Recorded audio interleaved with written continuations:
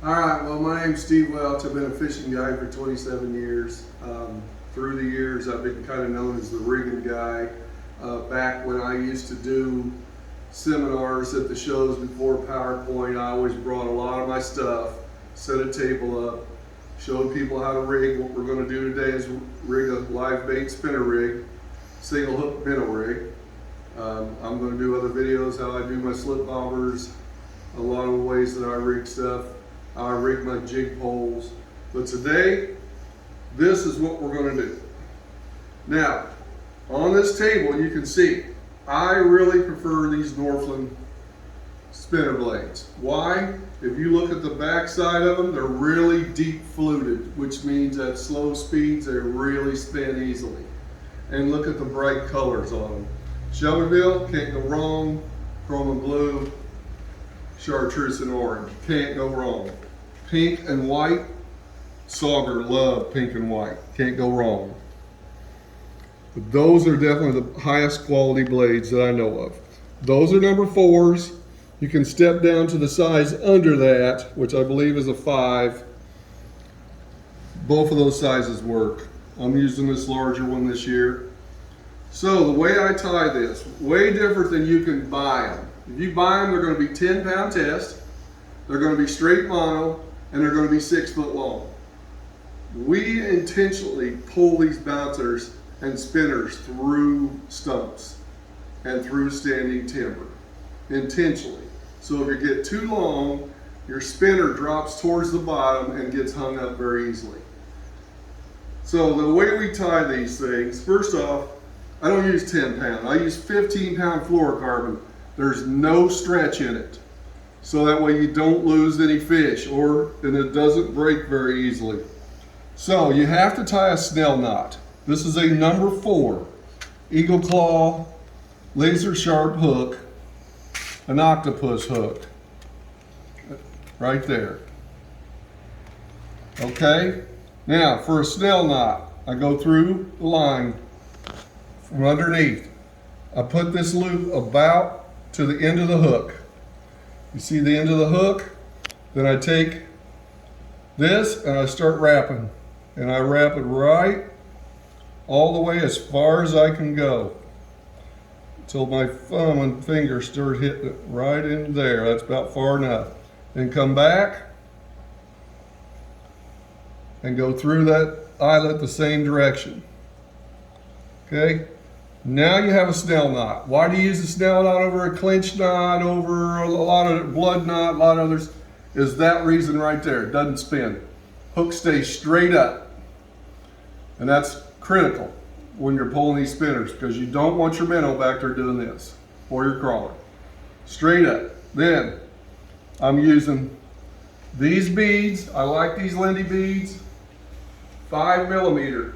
I will use smaller, but normally I use 5mm. I use a lot of white, I use a lot of blue, a lot of pink, all these colors through here.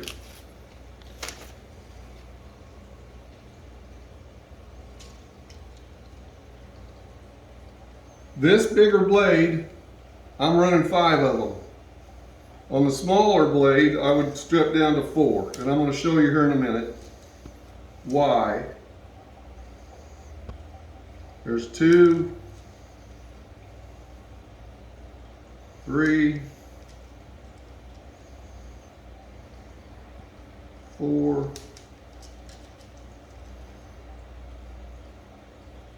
5. All right, then you put a clevis on. Now I used to use plastic clevises that allowed you to change hooks or blades, blades to a different color without having to re-rig the whole thing. Problem with those, they're plastic. They bend. The blade will fall off mid-flight. You go down to get it, your blade's gone. So I don't use them any longer. I need a blade. This set, Lee. I have no blades.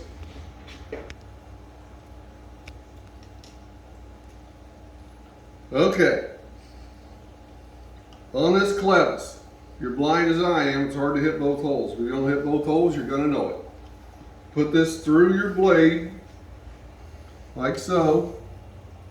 both sides with the blade down. You don't want the blade spinning backwards. You come through underneath, hit both holes. You miss one, you're going to know it. There. Look who put it on backwards. There, like that. Man, these things are small. Somebody with bad eyes. At home, I sit and do this under a magnifying glass. There, hold it like that.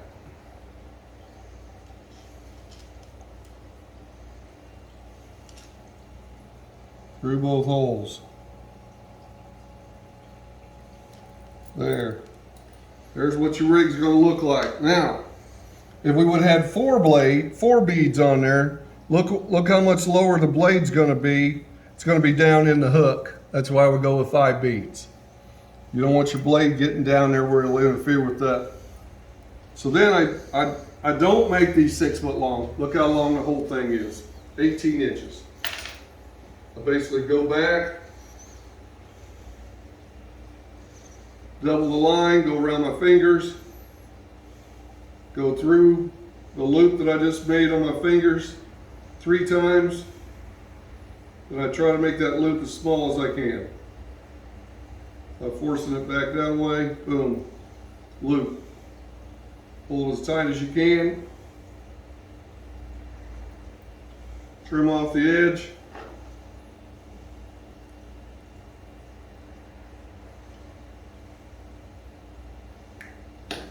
All right, there you have it, the spinner rig. You run these on 1.5 ounce bottom bouncers at about 0.9 to 1.4 mile an hour. Use the mapping on your depth finder to find yourself the very edge of the flats where they drop off the river channel. That's where all the stumps are. Keep yourself going up 1.1 to 1.4. This thing's going to drop down and you're going to be hung up. This thing will go right through standing timber when you're fishing for crappie. I use line counters on purpose. With an 1.5 ounce bottom bouncer at 1.1 mile an hour, if you let out 23 foot of line, you are fishing 15 foot deep. Right now, that's about where these fish are, about 15 foot deep. Don't get going slower because now you're fishing 17 foot deep. Faster, you're fishing 13 foot deep. 1.1, 23 foot of line, 15 foot deep. Now, if you want to fish 20 foot deep, then you got to let out about 32 feet of line. So the numbers get a little larger the deeper you go. So if any of you are interested in a guide trip doing this or my summer slip bobber trips, which we burned through a lot of minnows and did 18 dozen every day last weekend, you can give my website a look-see at www.lakeshelbyvilleguide.com or give my cell a call at 217-840-1221. Thank you.